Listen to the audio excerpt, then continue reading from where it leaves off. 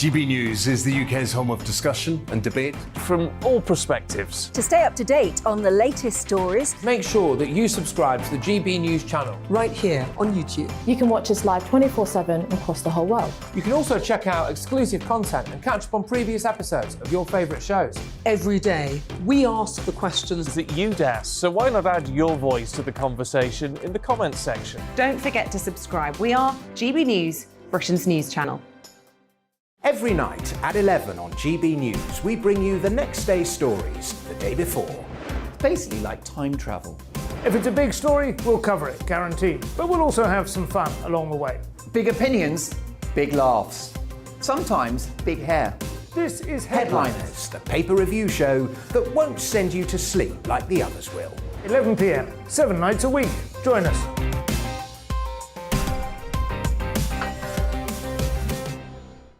Hello there, I'm Eamon Holmes. And I'm Isabel Webster. And we hope you can join us for Breakfast with Eamon. And Isabel. You make me laugh out loud, belly laugh. Is that important first thing in the morning? Yeah, absolutely. And there's me trying to be deadly serious.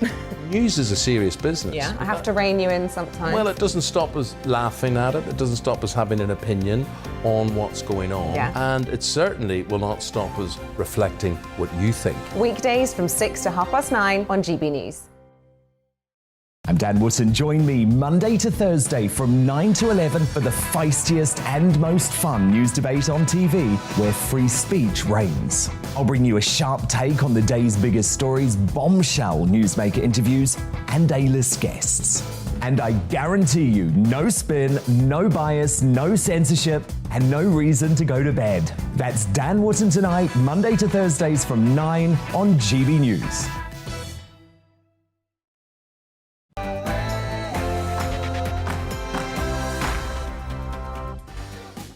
A very busy show tonight. My Mark Meets guest is the inspirational head teacher of West Rise Junior School, whose fortunes he transformed when he took over as head. His initiatives at the school have received international acclaim, and he'll be telling his amazing story at 10 o'clock. He's also got strong views on childhood vaccination. Find out what they are later in the show. A new item tonight, my alternative news headlines at 10. Look out, celebrities and politicians. And in the big question, can Boris stage the biggest political comeback in history? We'll speak to top Tory minister under Mrs Thatcher, Edwina Currie, plus my all-star panel of Sophie Corcoran, Rebecca Jane. And here are the headlines with Tamsin.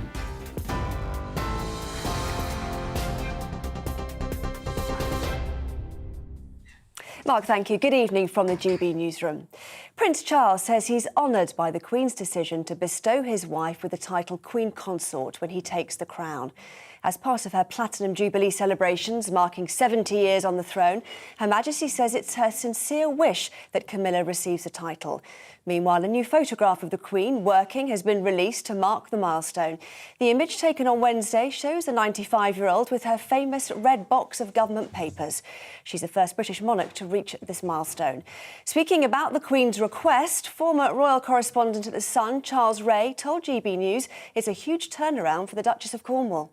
Remember, this is a woman who at one time was the most hated woman in Britain and was regarded as a marriage wrecker and famously the third person in a marriage which got terribly crowded. The man serving life for the murder of Millie Dowler has admitted to killing Lynn Russell and her daughter Megan, according to a lawyer.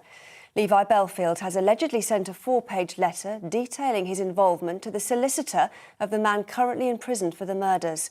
Michael Stone's lawyer says it shows his client has suffered a miscarriage of justice. Lynn and Megan Russell were found murdered in Kent in 1996. Belfield, who murdered schoolgirl Millie Dowler in 2002, is serving 2 whole life orders. A plane carrying American soldiers has landed in southeastern Poland near the border with Ukraine. A US Army aircraft brought a few dozen troops and vehicles. It follows President Joe Biden's orders to deploy 1,700 troops there amid fears of a Russian invasion of Ukraine. Moscow denies plans to invade Ukraine. A man's been arrested after a football fan ran onto the pitch and attacked Nottingham Forest players as they celebrated a goal against Leicester City. The incident happened just after Forest scored their 3rd goal during their FA Cup win at the City Ground. The man was wrestled to the ground by stewards. Leicester City say they are appalled and have apologised to Forest players. Long-running soap opera Neighbours is being dropped by Channel 5, putting its... Well, you're right up to date. This is GB News on TV, online and DAB+ radio. Now, let's get straight back to Mark Dolan tonight.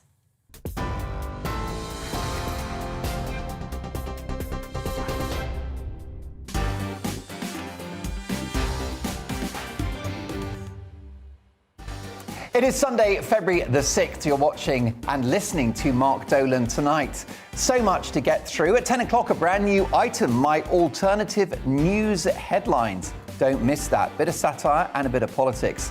In the big question, can Boris Johnson reboot his premiership and perform the biggest comeback in history? Answering that will be a former Conservative minister under Margaret Thatcher, broadcaster and writer Edwina Currie. My Mark Meets guest is the inspirational head teacher of West Rise Junior School, whose fortunes he transformed when he took over as head. His initiatives at the school have received international acclaim, and he'll be telling his story in the Mark Meets segment at 10 o'clock. He's also a fearless guy, and he's got strong views on childhood vaccination. That's at 10 o'clock. Another great British game show before 11.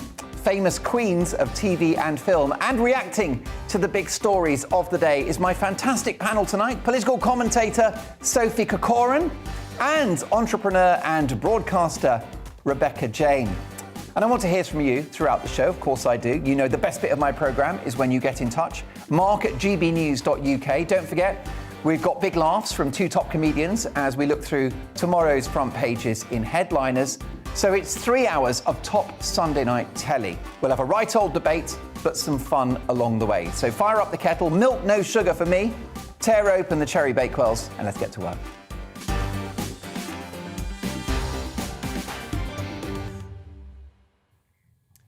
What can you say about Her Majesty the Queen? I mean, doing something successfully for 7 years is impressive. But 70 years? Do me a favour. This shy, humble woman was thrust into the spotlight at the age of 25. Incredibly, her first Prime Minister who reported to her as monarch was Winston Churchill. It was 1952, and this young princess was now being briefed on a weekly basis by a giant of British politics and public life, Churchill himself. Britain was still dealing with the economic, military, infrastructural and societal fallout from the Second World War. The country was healing whilst seeking a new role in a changing world. The Queen would become the face of a new post-war Britain. She was the glue that held this country together. What a legacy, what a person. She was a remarkable human being. Let's be honest. Prim and proper 1950s Britain edged its way out of rationing and austerity into the swinging 60s. Modern housing developments, the white heat of technology, motorways, new towns, shopping centres, the Beatles, and the contraceptive pill. The Queen was on our banknotes for the multiple financial crises of the 1970s, including the Winter of Discontent and that humiliating moment in 1976, when Britain faced near bankruptcy and had to go with its begging bowl to the International Monetary Fund to borrow billions. The first Prime Minister that really challenged her authority was Mrs. Thatcher, who thought she was the Queen too, and they were known not to get on. She's been here for the entirety of our relationship with the EU, all 47 years of it. And she was our monarch when full sovereignty was restored to these islands when we completely left on the 1st of January 2020. She's been the pandemic queen, of course, continuing where possible to perform her litany of daily duties in spite of the COVID restrictions, and she had to mourn the loss of her beloved Philip at the height of the pandemic. You would need a heart of stone and the absence of a pulse not to have been moved by that now famous photograph of her sitting all by herself in Westminster Abbey at her husband's funeral. For me, that image represented the sick inhumanity of the restrictions placed upon our people. Now, I know there were some rumblings about the Queen's handling of Diana and her sad passing, whether to lower the flag at Buckingham Palace and whether to show emotion. For the Queen, there was never any confusion. Duty and protocol have been the abiding themes of her reign, and any public criticism at that time was a misunderstanding of those two important principles from which our Queen has never strayed: duty and protocol. She was sticking to the rules and doing her job. Now, this is important. The Queen is elegant. No one rocks a lime green dress and coat combo quite like Her Majesty. Well done, Zoe, for finding that one. She's got a stunning smile. What can I say? She always has and always will look just like a queen. She really is a born queen. And she's box office too. Around the world, most countries have to muddle along with elected heads of state who are normally clapped out ex-politicians or tired public figures. Normally, you've never heard of them. Well, the person representing the UK is one of the most globally recognised people on the planet. When she visits France, she's not staying at the Cinq or any of those other posh hotels, the Paris Ritz. She's in the Élysée Palace. When she goes to Washington, she's not at the Best Western, although I do like a Best Western. She's in the White House. Whilst being resolutely apolitical, she is, in her own way, a canny political operator, dropping occasional hints about what she thinks. I hope people will do the right thing, she muttered in relation to vaccine take-up, deliciously subtle. And when the Scots were in the throes of the referendum campaign, she simply entreated them to consider how they voted very carefully indeed. Talk about an iron hand wrapped in a velvet glove. And that sums her up. Authentic, elegant, discreet, all of which is sustained by the quiet, firm and relentless power of her character. Now, you would have hoped that at the tender age of 95, she would be able to enjoy life, but she's had to deal with Prince Harry running off to Hollywood and vilifying both the family and the institution. And what can you say about her so-called favourite son, Andrew, although I think he may now have lost that title as well? Well, she's handled all of those things in the way that she's handled everything else, with down-to-earth common sense, a steady determination, and a very stoic, very British instinct to keep calm and carry on. And long may she carry on. Let's not have any talk of her passing the baton to Charles. Notwithstanding her recent health issues, the Queen's energy is unabated, and I bet she can't wait to get cracking now that the worst of the pandemic appears to be behind us. In the end, you've got to ask yourself, what does a head of state do? What are they there for? Well, they represent the nation. And with her humble, no-nonsense, fuss-free commitment, she is the very definition, the epitome of Britishness itself. The Queen personifies our history, our culture, and our values, and she leads by example as she listens to her Roberts radio every morning, sat next to her Ring heater, eating cornflakes famously stored in Tupperware. Strangely majestic, strangely down to earth. What an impossible mix this woman is. So what is her legacy? Well, she's been a solid figurehead through many crises, including a few wars, and she has been a consistent force at a time when our country and society have changed dramatically, I would argue, largely for the better. Britain is a bold, creative, confident nation, a beacon of diversity and an economic and cultural powerhouse. Britain's great, all on her watch. And I think her legacy is the monarchy itself and its continued existence. In spite of the haters and a couple of numpties in her own family, the royals remain stubbornly popular. And with the international soft diplomatic power that they provide, and with the billions that they bring in tourism, as well as being an integral part of brand Britain, I honestly believe that this Queen leaves the institution in even better health than she found it. Her great achievement is that there is still a royal family. In the wrong hands, they'd be long gone by now, and we'd have some hellish elected president, a former prime minister or a public figure. We might have President Blair, President Nick Clegg, President Lord Sugar, President Maitlis, President Lineker. So be careful what you wish for. Happy Jubilee, Ma'am. There are no words. Actually, there are two. Thank you.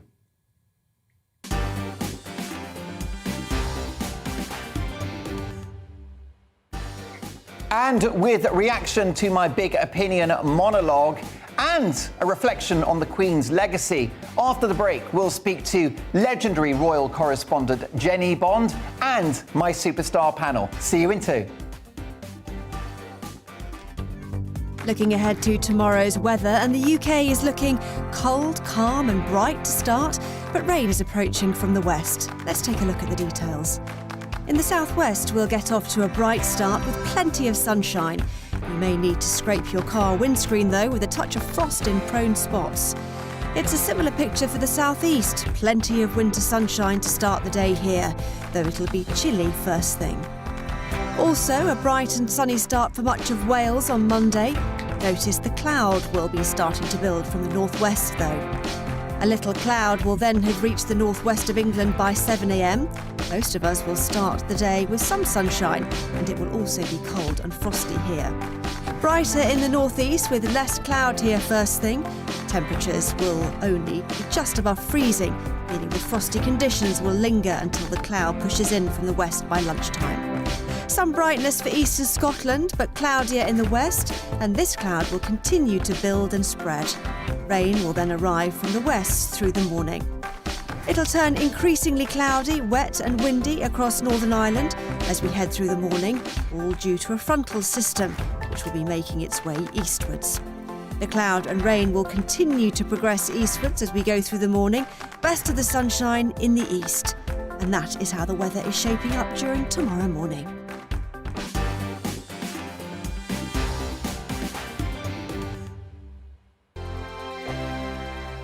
GB News is the UK's home of discussion and debate. From all perspectives. To stay up to date on the latest stories, Make sure that you subscribe to the GB News channel. right here on YouTube. You can watch us live 24/7 across the whole world. You can also check out exclusive content and catch up on previous episodes of your favourite shows.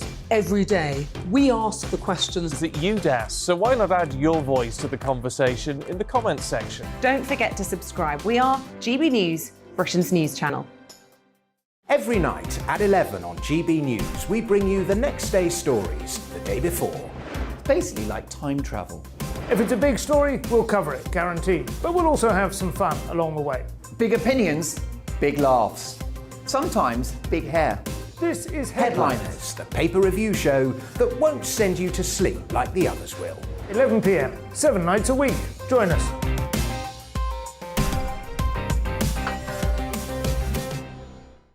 Hello there, I'm Eamon Holmes. And I'm Isabel Webster. And we hope you can join us for... Breakfast with Eamon. And Isabel. You make me laugh out loud, belly laugh. Is that important first thing in the morning? Yeah, absolutely. And there's me trying to be deadly serious. News is a serious business. Yeah, I have to rein you in sometimes. Well, it doesn't stop us laughing at it. It doesn't stop us having an opinion on what's going on. Yeah. And it certainly will not stop us reflecting what you think. Weekdays from 6 to 9:30 on GB News. I'm Dan Wootton. Join me Monday to Thursday from 9 to 11 for the feistiest and most fun news debate on TV, where free speech reigns. I'll bring you a sharp take on the day's biggest stories, bombshell newsmaker interviews, and A-list guests. And I guarantee you, no spin, no bias, no censorship, and no reason to go to bed. That's Dan Wootton Tonight, Monday to Thursdays from 9 on GB News.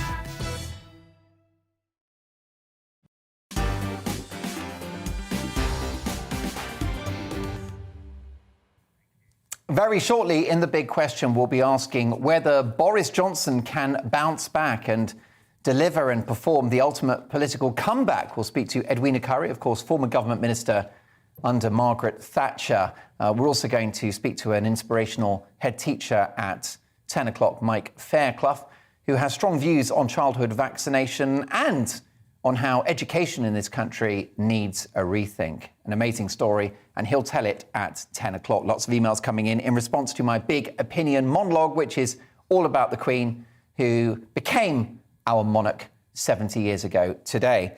This is from Ronald, who says, "Hi, Mark, lovely start. Looking forward to a good show tonight, but please don't let any of your panel be disrespectful to our Queen. Take care, Ron." Well, not on my watch, Ron. Absolutely not. How about this from, let's have a look, Dam. And Dam says, "Dear Mark, great opening again. Our Queen is worthy of all praises received. The same cannot be said about some of her family. How can the person who caused Charles to divorce and then go on to marry the future king be a future queen, even if she's just the queen consort? It's bad taste to have her on the throne. A poor Queen of Hearts." There you go. Well, look, thank you for that thought, Dan. A few people have emailed with that view. Gary says, "Mark, there is no one, and I mean no one, to compare with the Queen. God bless her." And Gary, how right you are. Well, God bless my panel tonight, who are going to be reacting to the big stories of the day. And I'm delighted to say we've got entrepreneur and author Rebecca Jane and political commentator and broadcaster Sophie Corcoran. Ladies, welcome to the show. Sophie, first of all, I mean, you are the younger generation. Do you have a strong view about the Queen? Well, Ron, don't you worry, darling. No one is going to disrespect the Queen on this panel, because I absolutely love her. She is my favourite woman in this entire world, other than Margaret Thatcher, of course, who is obviously not here. But I love the Queen. She's an incredible woman. The monarchy, I believe, is what makes Britain great. And we wouldn't be Britain without the monarchy. So, yeah, I think she's amazing. And what is it about the Queen at 95 years of age that has resonated with you, a younger person, Sophie? It's her ability to work non-stop, to give her life for her country, which is obviously something I would love to do as well. And just who she is. She's an incredible representative for our country, and she's a really hard worker. Rebecca Jane, are you a monarchist or just a fan of the Queen?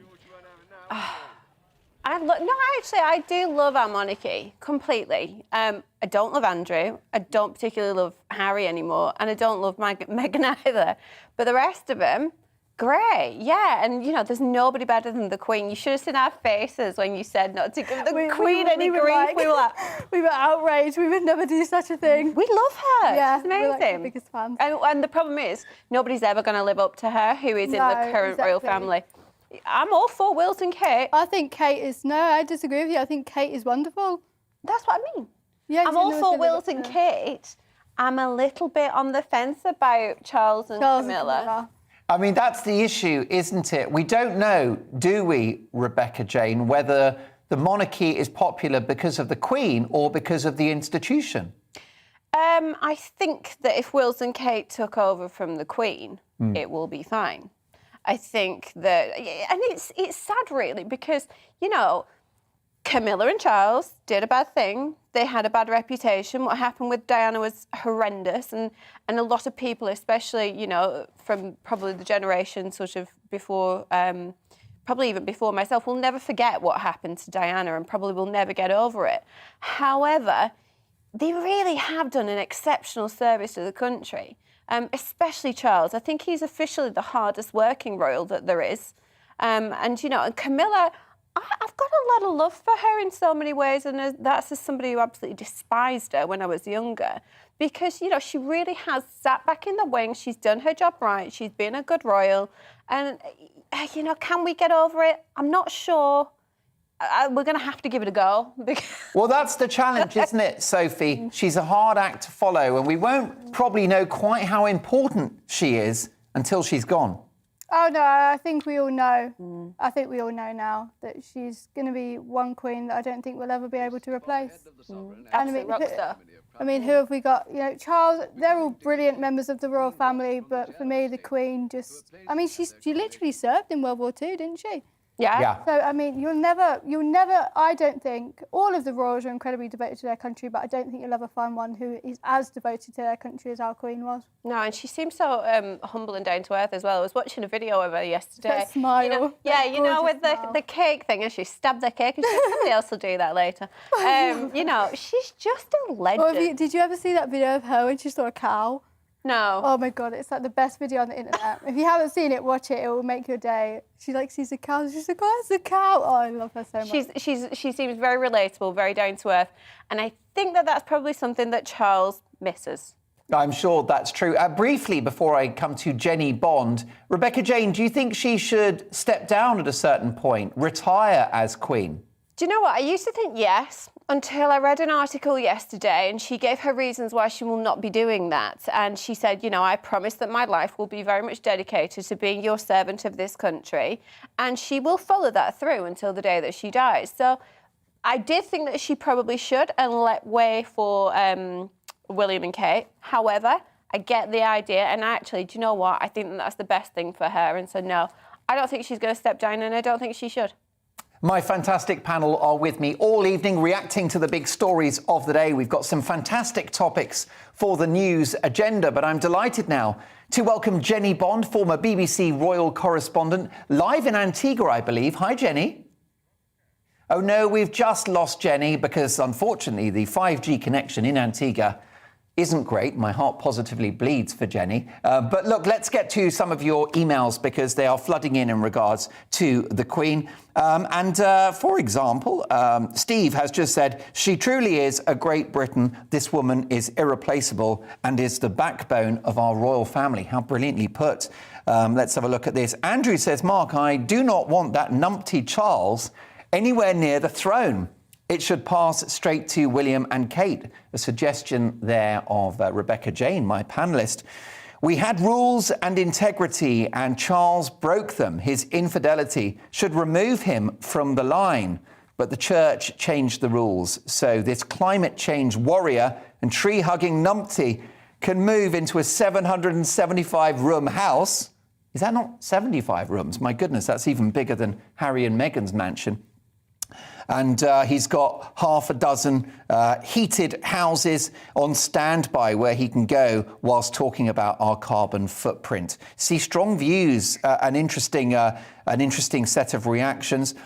Terry says, Mark, wow, what a truly fantastic monologue to our great leader, Her Majesty Queen Elizabeth. Long may she reign and long may you reign at GB News. Oh, well, that's very kind of you. I'm afraid I can't place myself in the same category as the Queen, or even a minor royal, if I'm honest with you. But thanks anyway, Terry.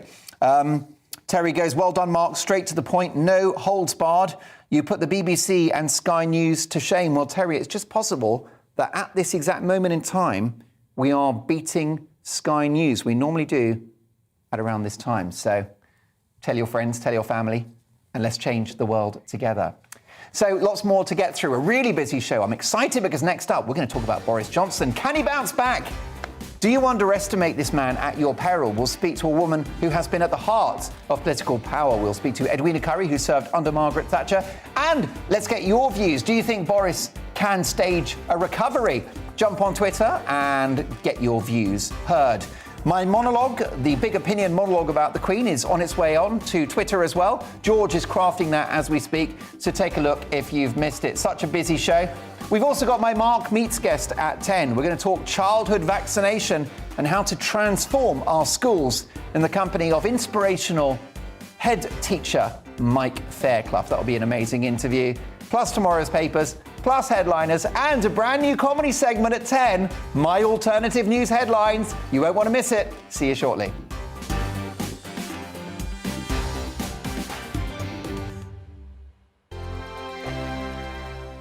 GB News is the UK's home of discussion and debate from all perspectives. To stay up to date on the latest stories, make sure that you subscribe to the GB News channel right here on YouTube. You can watch us live 24/7 across the whole world. You can also check out exclusive content and catch up on previous episodes of your favourite shows. Every day, we ask the questions that you'd ask, so why not add your voice to the conversation in the comments section? Don't forget to subscribe. We are GB News, Britain's news channel. Every night at 11 on GB News, we bring you the next day's stories the day before. It's basically like time travel. If it's a big story, we'll cover it, guaranteed. But we'll also have some fun along the way. Big opinions, big laughs. Sometimes big hair. This is Headliners, the paper review show that won't send you to sleep like the others will. 11 p.m, 7 nights a week. Join us.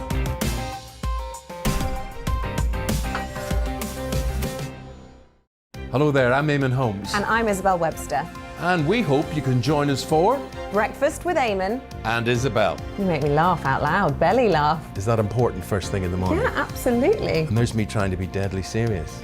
News is a serious business. Yeah, I have to rein you in sometimes. Well, it doesn't stop us laughing at it. It doesn't stop us having an opinion on what's going on. Yeah. And it certainly will not stop us reflecting what you think. Weekdays from 6 to 9:30 on GB News. I'm Dan Wootton. Join me Monday to Thursday from 9 to 11 for the feistiest and most fun news debate on TV, where free speech reigns. I'll bring you a sharp take on the day's biggest stories, bombshell newsmaker interviews, and A-list guests. And I guarantee you, no spin, no bias, no censorship, and no reason to go to bed. That's Dan Wootton tonight, Monday to Thursdays from 9 on GB News.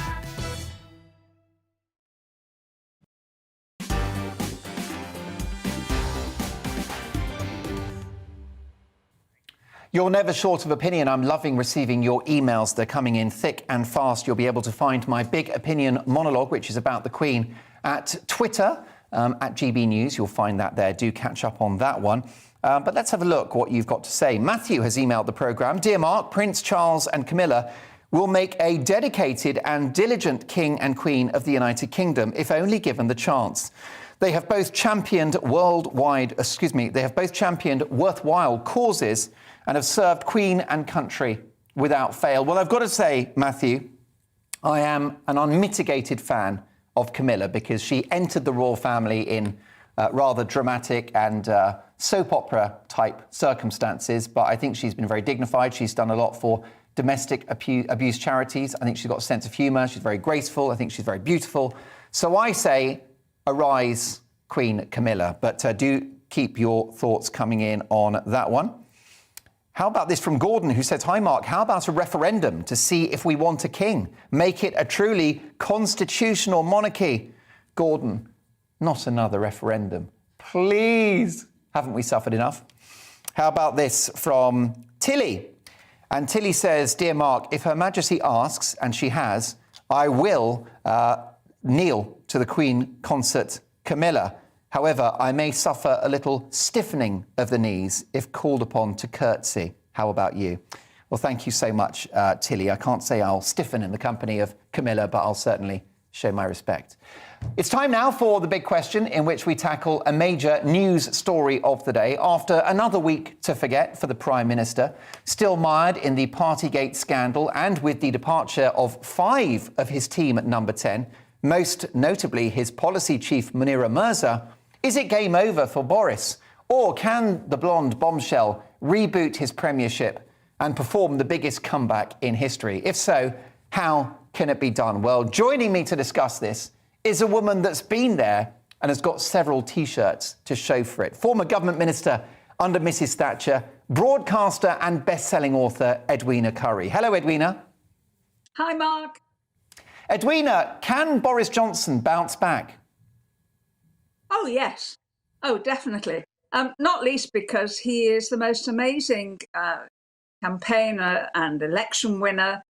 Nobody's ever made any money betting that Boris was going to lose an election campaign. If you think about it, in recent years, he's won not only the general election with a majority bigger than anything even back to the days of Margaret Thatcher. He won the Brexit campaign, which I don't think anyone was expecting or forecasting, and he won twice as mayor of London with quite good majorities. So he knows how to do that. He knows how to focus. He knows how to win, and he very much wants to be Prime Minister and to win the next election, which is not going to be for another couple of years, 2024. However, Edwina, he seems to be in the pocket of his eco-loving wife, Carrie Johnson. He seems to be in the pocket of the sage scientists who urged him to lock down against his own instincts. He wasn't able to fire Dominic Cummings for Barnard Castle or Matt Hancock for that CCTV sex show that we all enjoyed. So does he need to change? I'm not sure he does need to change. I mean, you're certainly right that he should have got rid of Dom Cummings a lot sooner, but I think he's probably a little bit too kind-hearted in that way. That's not his image, but that's what people like Ruta. Or is he too weak, Edwina? Because you were not weak in power. You had a backbone. Well, I tell you what, I've often thought about this, this problem in the last few weeks, Mark, and if I had had officials who I discovered were breaking the law by sending out invitations to a party when nobody was allowed to have parties, there would have been the most enormous dressing down, and they would have left my office like right then, because you have to be able to trust what all the people in the office are getting up to. But I share with you, if I may, what I think actually two of the problems are that Boris needs to address, and neither of them is to do with his personality. I think the first thing is that actually Downing Street has got far too many people in it. In Margaret Thatcher's day, when I was a minister, there were about 100 people in Downing Street. It was a much smaller, tighter ship. And if we wanted information and help and advice from somewhere else about another subject, we didn't have some wet behind the ears recent graduate pretending to be an expert in, say, education or health. We went to the people who really did know in the department. We asked the ministers, and within the departments, we would ask the civil servants who have been there for a very long time and were acknowledged experts. So I think Downing Street itself needs to be slimmer, sleeker, and to have much better relationships with other government departments and with other ministers. And then I think they need better communications with the backbenchers in the House of Commons. They wouldn't be getting into such a pickle on issues. Going back to Owen Paterson, for example, if they listened more carefully to the backbenchers and indeed those who are in the marginal seat. I remember challenging Margaret Thatcher on something once, and she turned around to me and she said, "Oh, you know, you're only after trying to save your seats." I said to her, "You don't save seats like mine, Prime Minister. You wouldn't be Prime Minister." And, that was a matter of fact. And I think that's the sort of thing that somebody has to be able to say to the Prime Minister at the moment. And that means getting much better intel, probably through a change in the Chief Whip. That's what I would like to see. Well, certainly I've spoken on this programme to a former colleague of yours, David Mellor, who has said much the same thing. He believed at the time, and that was a couple of months ago, that the team around Boris were not delivering. However, in terms of policy, where do you think the Prime Minister needs to go? Say that again, is there? Policy, where do you think the PM should go? Because we've got, haven't we, 2 or 3 years until the next election. So is it a case of damage limitation as we exit the pandemic, or can he have a bolder vision before the next election? Well, he has got a bolder vision, and it's something I welcome. Living where I do in a red wall seat that we took back in 2019, I can tell you that levelling up really, really matters. And you're going to see a big difference here, I think, with the Northeast, with the developments that are going on the old Redcar steelmaking site. Thousands of derelict acres there are being turned into the new industries of making gigabyte factories and the North Sea and so on. And that's really important. It's got to be driven from the centre, and there has to be quite a substantial seed money from the centre as well. So that's happening there. It's happening in the Midlands. It's happening with HS2. You're already seeing it around places like Crewe, which are, a bit in the doldrums at the moment. And I'd like to see it far more around Greater Manchester as well. I'm a fan. Let me tell you this. I'm a fan of the green agenda. There's an electric car parked outside. There's solar panels on the roof here. I've turned the thermostat down, which is why I'm taking my own advice and wearing a cardi. As a result, my electricity bills are actually, believe it or not, actually in credit at the moment. I couldn't believe it when I got the bill. So I would say that, the green agenda is actually important, and it's future technology, Mark. An investment in it is something that Boris, with the active nudging going on from Carrie in the background, is determined to do. Some people on the backbenchers don't like it, but they're wrong, and this is where we have to be going.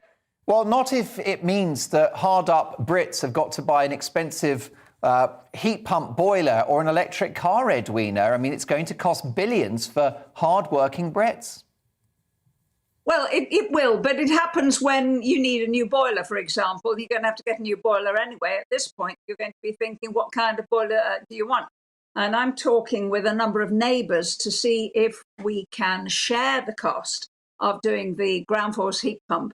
And if we can do that, then we'd be quids in. Because just as the electric car means that I have no petrol bills, no diesel bills, nothing at all. I can sail past a petrol station on the motorway showing 160 pence a litre, and I'm just ignoring it.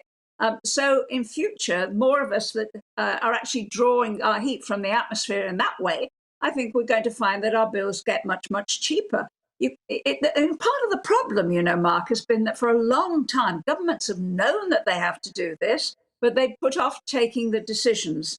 What Boris is doing, and I admire him for it, and I must say I didn't think he would, he's taking the decisions that are going to modernise this country and lead us into the sunny uplands and enable us to take advantage of that in future years. I think that's great, absolutely great. I can certainly fight and canvass and vote for that.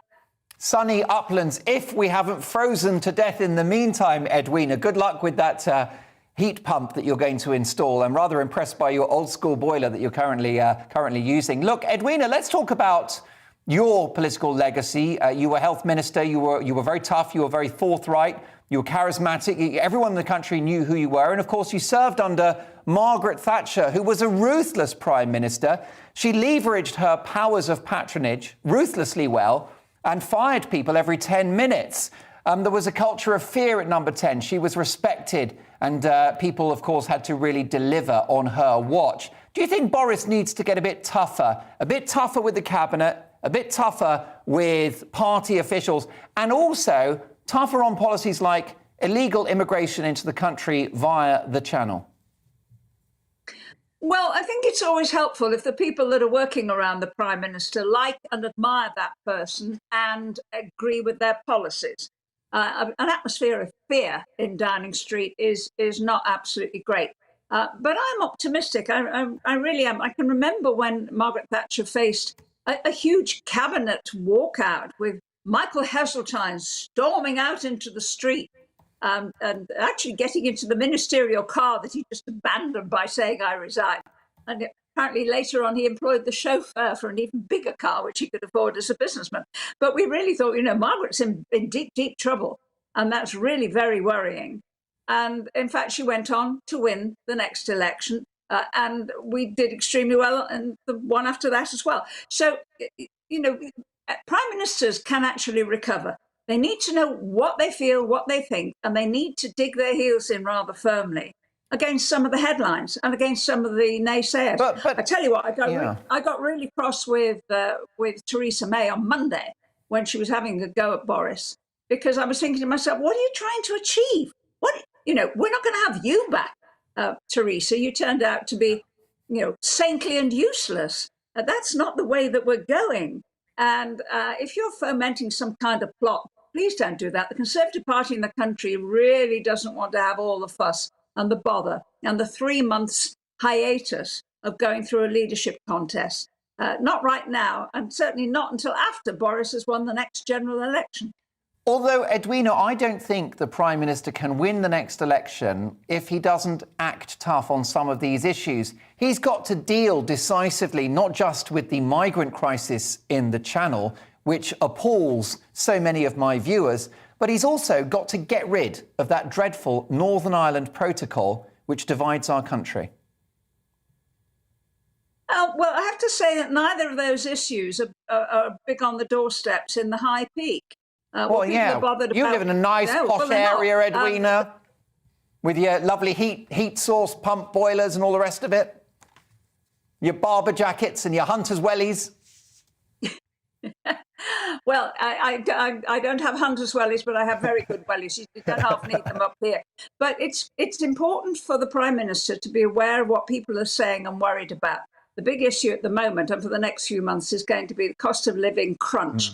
And that's going to result in people actually changing behaviour and taking decisions I notice that a quarter of the cars that are being sold at the moment are electric cars. So, some of the people who are worried about immigration in the Channel perhaps ought to be directing their attention to what they're going to buy when they get rid of their diesel vehicle. That's actually going to happen. And when it does, we'll see a fall in pollution, we'll see a fall in running costs in all sorts of ways, and we will see people settling down into what is a very, very changed world. And it's coming, and let's make sure that we have a Conservative government that's doing it.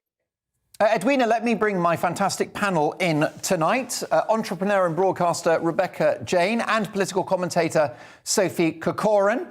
What do you think, Sophie? Edwina backs Boris, do you?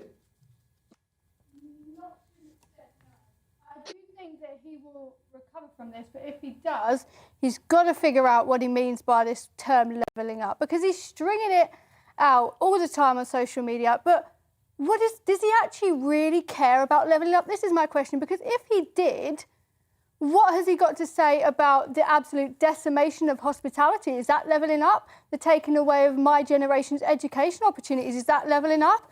Or attempting to sack NHS staff, is that levelling up? Making sure that they obviously wouldn't have been able to put food on the table? Or national insurance rises that are putting people that are already in financial pressure increased financial pressure? Is that levelling up? Or this ridiculous, utterly ridiculous green agenda that is spiking energy prices and is going to make people poorer, because that's what the green agenda is going to do? Is that levelling up? No, it's not. None of it is. So he's got to figure out what he actually means by levelling up and start to make sure that it is a policy and not just a slogan. Because at the minute it is just a slogan. What does it actually mean? Because everything he's doing isn't levelling up. We're getting poorer and poorer by the day. And I think he has the opportunity to save face. He's a great man with great character, but he needs to also care about who he's got around him. Because for the last 2 years, he's had the absolute wrong people around him, and he hasn't led the country. Sage has run the country, and Carrie has run the country, and we left the European Union to get away from these unelected bureaucrats, and all we got is more unelected bureaucrats ruining people like ours, normal people who don't live in the high peaks, lives. Edwina. Whatever she's on, I don't want any. Yorkshire tea, I think it is. Semi-skim milk. Of common the country sense, is not getting poorer and poorer. The country is not getting poorer and poorer. We have seen record wage rises in recent years. Yeah, but we've actually got the lowest unemployment we've had for a very long time, and it is set to fall. We've had the lowest mortgages for many, many generations. Yes, they will be increasing, but not by very much. The state of the economy is in a much better shape. If you really care about the hospitality industry, what are you doing spending Sunday night in a television studio? Why aren't you out on the rouse somewhere? That's we did that last night. Off you go, Sophie. Off you go to All Bar One, Sophie. We'll forgive you. To be honest, Edwina, none of that is an actual argument. You actually haven't rebutted me in any way, shape or form. Yes. I mean, come on, live your Thatcher spirit. Give me something here. Give me something. Anything?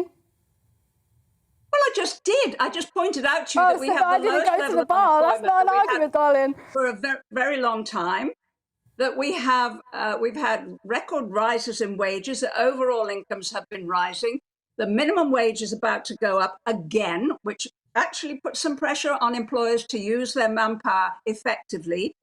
We are seeing all sorts of changes happening, a lot of which are happening because of things beyond our control. I mean, gas prices are rising because of what the Russians are up to in Ukraine and the pressure that is putting on countries like green and green taxes. Yeah, this green Edwina, what about those green levies, which are obviously a big impact on the cost of fuel? They should go, shouldn't they? I'd like to see electricity cheaper. At the moment, electricity is quite expensive and gas is cheap, and that seems to me almost the wrong way around. And given the changes that are happening to the gas prices and that are coming in, all over the world, the level of inflation in much of Europe is much the same as it is here, and for the same reasons. Because we're seeing all of that, we need the government, I think, to think, do we need to have any kind of levies here? The money is coming in anyway. The tax revenues are rising. That's good news. It will help a lot of people. It'll help get the health service back onto its feet. It'll help make sure that we are treating people for cancer and that we're doing everything in a timely and effective way. And it seems to me that's entirely defensible. I realise you don't like everything the Prime No, Minister. I'm sorry, but I had so much respect for you until about halfway through what you said. OK, Edwina, thank you for that. Rebecca Jane? I just find that you're completely deluded and not living in the real world.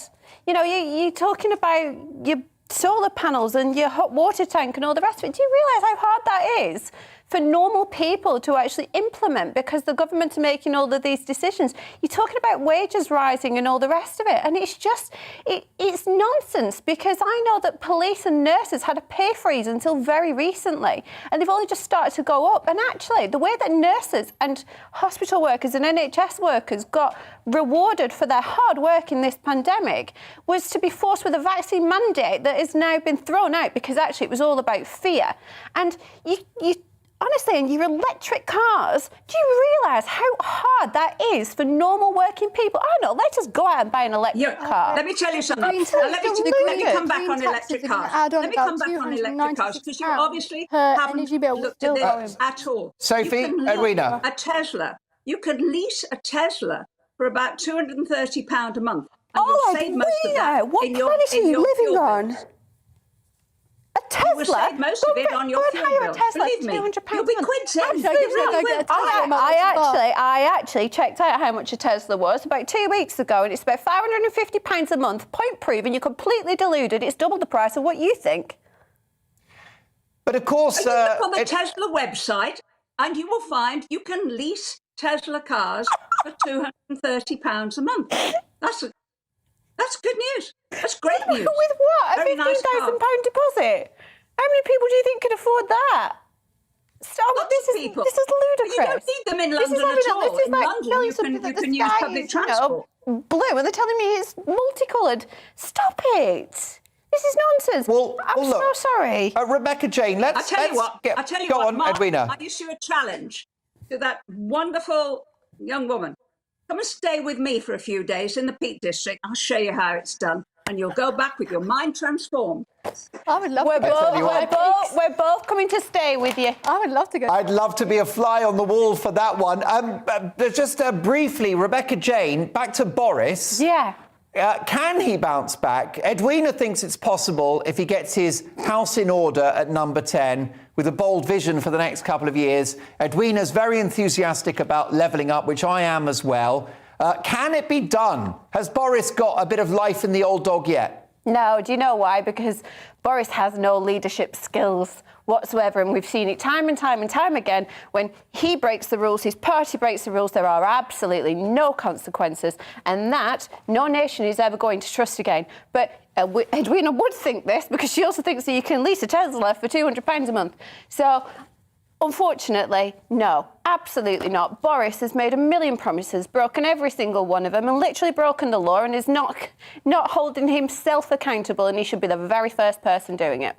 Well, look, clearly, Edwina is a woman of her word. And Edwina, I'm sure that you've sourced those figures for Teslas. What I'd love you to do is actually send me the link to that website, and I might turn up at the studio in a beautiful, gorgeous electric car next time I'm on air. I'll do my best, but I also mean it for our other guests there. They're very welcome to come and see what life can be like in a red wall seat, away from lots of public transport, where there's an electric car out there, and you may just find your life is absolutely transformed, as indeed perhaps Boris's will be, who knows. The results of our Twitter poll are in. The question was, can the Prime Minister Boris Johnson save his premiership? 59% of you say yes, 41% say no. Edwina, are you able to stay with us for a couple of minutes?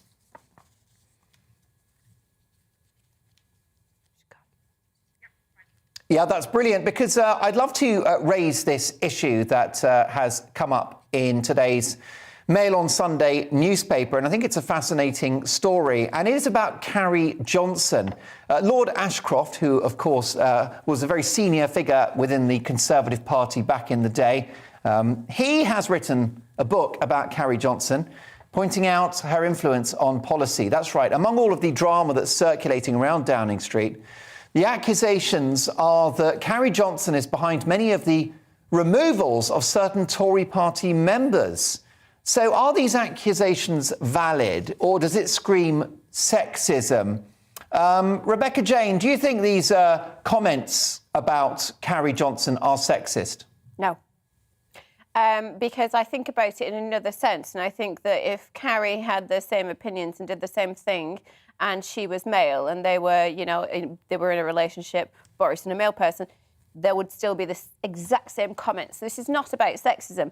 This is about somebody that's not been elected into the position that she is. She is, it's a tough thing to say, but actually, women and men can be very devious. They can be very controlling, they can be very manipulative, and unfortunately, I personally believe that Carrie has an agenda and she's trying to get her own opinions and her own way. We didn't elect her to be in that position. So, and I can't have respect for anybody that spends over £800 on a roll of wallpaper. Sophie, do you think that Carrie Johnson has undue influence, or is this misogyny? Or I think actually Sarah Vine, the male columnist, described it as slut-shaming today. Yeah, first of all, nobody has slut-shamed her, and it's not misogyny. I think here's the problem with Carrie. All of the problems that are existing in Downing Street have one common denominator, and that is Carrie, and people have a right to call that out. And nobody in the column, Sarah Vine was saying about how people attacked her when she spoke about Michael Gove and said that she shouldn't have an opinion. Nobody has said that Carrie doesn't have a right to opinion. Nobody has said that she can't have a political view. The problem is, if she wants to go into politics, then she should stand for election and people can have a choice whether they want her there. The problem is she's got far, far, far too much power. And that's what people are angry about. Her hand is wrapped so tightly around Boris, it's unbelievable. And she's not elected. All she is, quite frankly, is the Prime Minister's wife, and she's nothing more than that. I think that's a bit unfair, don't you, Edwina? After all, any spouse will have an influence on their partner, and I can't think of a Prime Minister that hasn't had the ear of their other half. Yeah, we used to get exactly the same comments being made about Dennis Thatcher. And it was held that he was far too influential on Margaret, for example, when it came to dealings with South Africa, which was at the height of the apartheid era. And that was probably correct, that Margaret couldn't get her head around the idea that actually the apartheid government was as wrong as we all knew it to be. But some of the comments that are made now about Carrie, I think, are really very much out of order. What are we saying now? That a woman, a spouse, shouldn't have her own opinions and shouldn't express them and shouldn't discuss them with her husband? This is presumably one of the things that attracted Boris to her in the first place. And it's not as if Carrie Johnson has brought the whole green agenda, which you also hate, totally inappropriately, I must admit, I must say, to Downing Street, because Margaret Thatcher herself was making speeches on that over 30 years ago and saying we had to do something about global warming.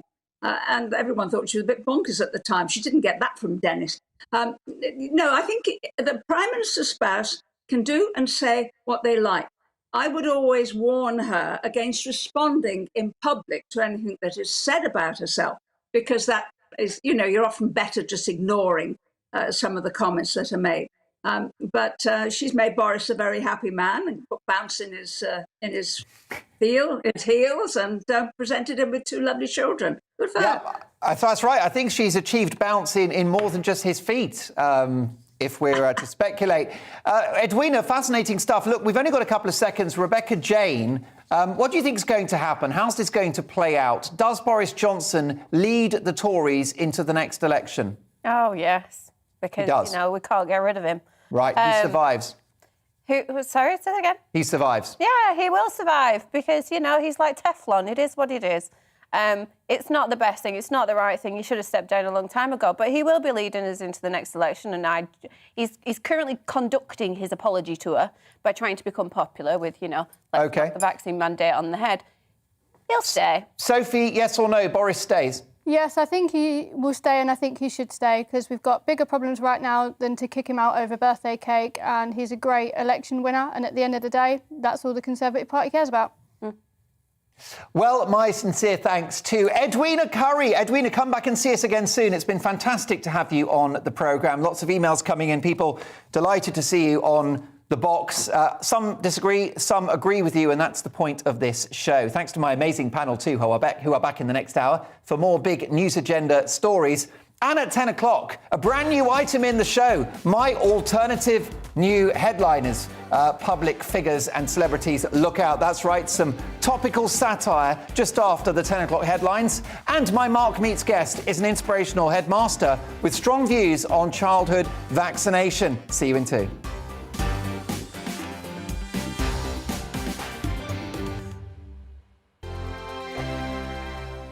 GB News is the UK's home of discussion and debate from all perspectives. To stay up to date on the latest stories, make sure that you subscribe to the GB News channel right here on YouTube. You can watch us live 24/7 across the whole world. You can also check out exclusive content and catch up on previous episodes of your favourite shows. Every day, we ask the questions that you'd ask, so why not add your voice to the conversation in the comments section? Don't forget to subscribe. We are GB News, Britain's news channel.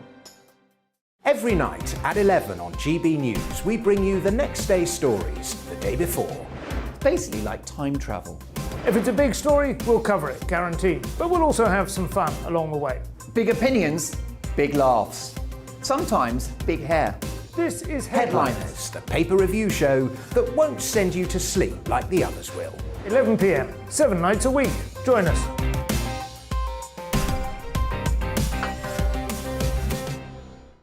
Hello there, I'm Eamon Holmes. And I'm Isabel Webster.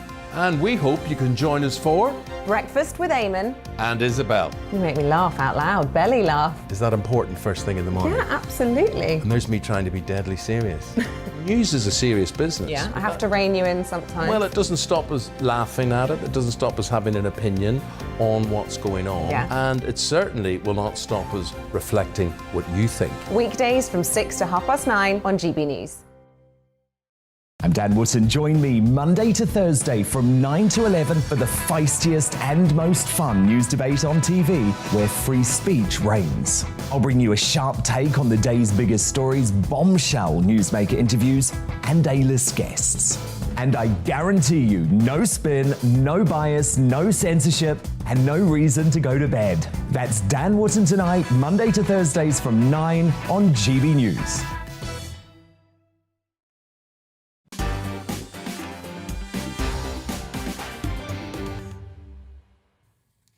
A brand new item coming up straight after the headlines. It's my alternative new headlines. Plus more from my fantastic panel, Sophie Corcoran and Rebecca Jane. My Mark Meets guest is an inspirational head teacher who believes in doing education a very different and old-fashioned way. He's also got strong views on childhood vaccination. Find out what they are shortly. Plus, we've got headliners after 11. Big opinions and big laughs with two top comedians looking at tomorrow's papers. A busy couple of hours. I'll see you after the headlines with Tamsin.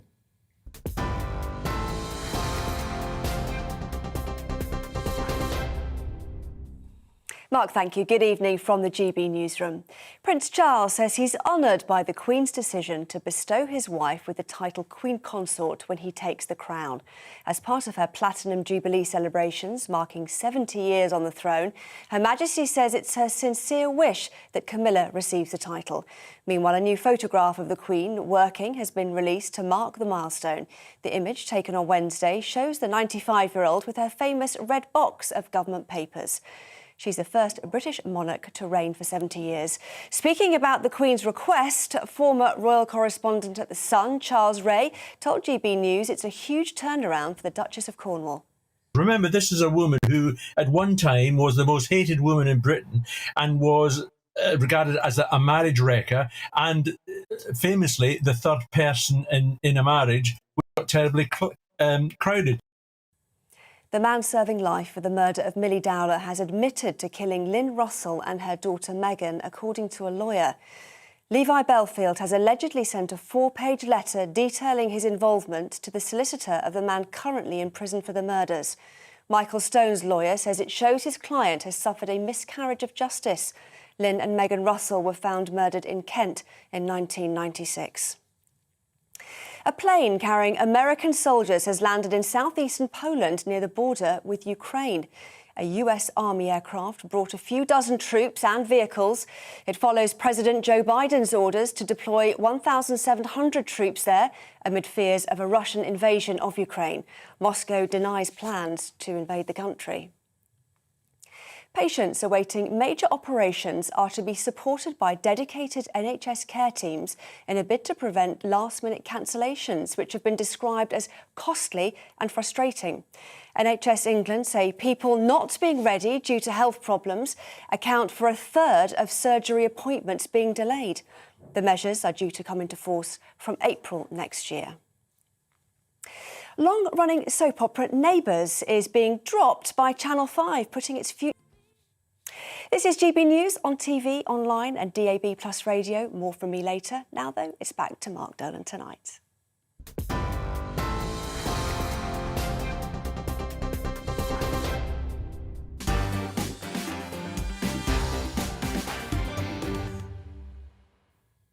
It's time now for an occasional new item that we're going to do on the show called My Alternative News Headlines, right? That's My Alternative News Headlines, my alternative take on the big stories of the day. And let's start with this. The world's most holy man, no, not the Dalai Lama, Prince Harry, has said companies should give workers half an hour of me time every day. Half an hour of me time every day. It's obviously working for this royal millionaire who's been enjoying me time for the last 10 years.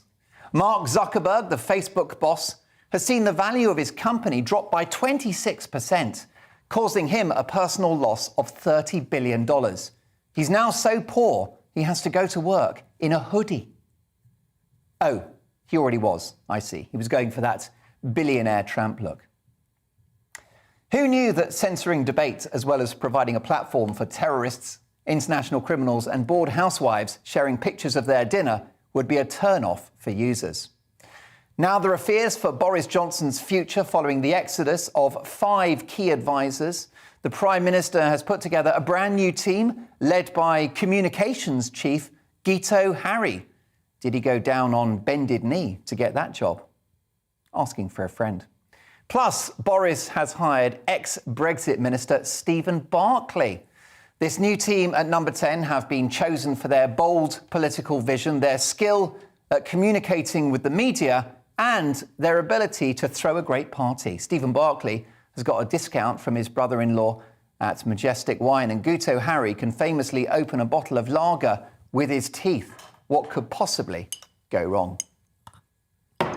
Carrie Johnson is in the news. The Prime Minister's wife has been accused by the Daily Mail of having huge input into Boris Johnson's policy decisions in an explosive new biography by Lord Ashcroft. Now, in my view, this is not good. I liked it when it was the other way round, and the Prime Minister's other half was the drunken partygoer. Let's have a look. Where is he, that legend? I'm, of course, thinking about the great Dennis Thatcher. Neil Young, Joni Mitchell, and a range of other ageing rockers have withdrawn their music from Spotify in objection to podcast host Joe Rogan daring to interview people who have different views about the pandemic. Rogan is now said to be terrified as Engelbert Humperdinck considers his position. Who's next? Bing Crosby, Nat King Cole. Meanwhile, the government is going to launch a nationwide scheme to support people's mental health. It's thought support will be focused predominantly on young people, lonely pensioners, and Jimmy Carr's agent.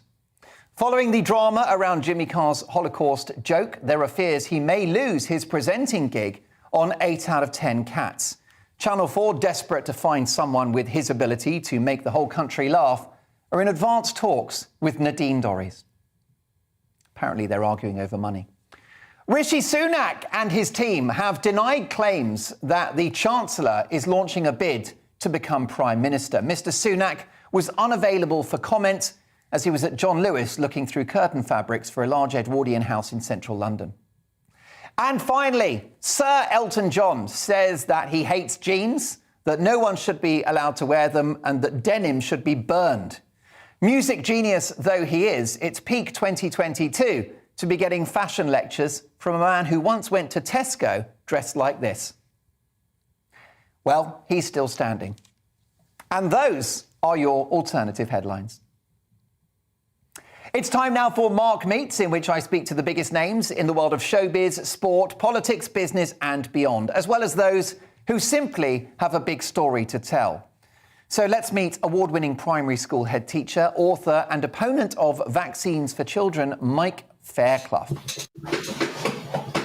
Mike, great to have you on the show. Welcome to the programme. So much to get through. First of all, you transformed the fortunes of the school that you currently run. How did you do it? OK, so I joined West Rise Junior School in 2004, so 18 years ago. And it's a school, a state-funded school for 360 children. At the time, there were 179 children, and it was very sort of like down in the dumps. There wasn't a lot going on there. There wasn't any particular spark. Standards were quite low. It's a school on the brilliant council estate of Langley and Shinewater as well. So really solid, brilliant community, but there was just nothing really happening. And it wasn't just me, it was the team around me as well, who then started to introduce some new things. So, for example, opposite the school site, there's an area of 120 acres of marshland, and I approached the local authority and asked whether I could take over that and turn it into a living history project, because at the same time as the school being on this council estate, it's also on the site of a 3,000-year-old Bronze Age settlement. So the opportunities for brilliant creative learning obviously are like brimming there. So started to do outdoor learning on that site. Introduced before forest schools came into prominence, started to light fires with the kids and do all of that kind of thing, and then bring forest school into the curriculum. So every single child in the school learns to light a fire, cook over an open fire. They forage for edible food on the marsh. There's lots of sort of nature connection. I must credit my colleague Alex Richards as well for this, because he's the farm manager. We then unusually took on a herd of Asian water buffalo, which the children helped to look after. And on the main school site, we've got ducks and chickens and all of that kind of stuff, like sheep as well. And then at the sort of very heart of the school is something called Room 13, which is a creative art studio where children can go and they have complete freedom and autonomy. So this is about empowering children to be inquisitive, ask questions, trust their intuition and instinct, etc. And then that leads into what kind of underpins everything within the school, which is that we are a positive psychology school, which means that we embrace something called positive psychology character traits. So, for example, resilience. There's so much stuff at the moment about anxiety. I think it's one of the most overused words that there are. Not to say that people aren't anxious about things, but it's just like a natural part of life. So the perfect antidote to anxiety is resilience. So we get children outside in the driving rain. They'll, be in like sub-zero temperatures. They're lighting fires, cooking an open fire. We move them out of their comfort zones. So we have things like bees at the end of the marsh, so they learn beekeeping, and obviously engaging with these like enormous water buffalo, etc. So all of these things together. Let me just credit Helen Stringfellow, who leads Forest School as well. Like I said, it's not just me. I come up with the ideas, but I've got a team around me. And all of that stuff has led to 5 good Ofsted inspections. Our academic results are high. I've worked closely with the health and safety executive as well with various things, because unusually and possibly controversially, we do teach our children countryside management skills as well. So once every couple of years, they'll learn to shoot 410 shotguns and air rifles and learn about countryside management. And the health and safety executive, rather than telling me off for that, wanted to work with me and try and encourage other schools to embrace this kind of way of working. So yeah, that's the school in a nutshell. And a remarkable success you've had with it. You've accredited this approach to your quite freedom-loving childhood yourself in the 80s. Yeah, well, 70s. So I grew up in the. You look so young. Thank you. Well, basically, my parents, I grew up in World War II. My dad was 10 years old when he was in Manchester and the bombs were dropping. He was from an Irish immigrant family, never evacuated from the city, as many Irish people weren't. And so I grew up with stories of World War II. And he said he loved, he's dead now, but he loved the sound of the anti-aircraft bombs, and it's like he was a 10-year-old. He was sort of thrilled by it. And there was one particular story which has always stuck with me, and that was his father. So my grandfather was in World War I. He was in the Battle of the Somme. And my dad said that there was a particular time just when the war started, and they didn't have their air raid shelter yet, and they were hiding under the kitchen table. And he watched as his father, this hero of the 1418 war, holding the leg of the table and shaking, and he just couldn't understand it. It was only later, when he read about the horrors of World War I, that he realised that it was obviously some sort of trauma.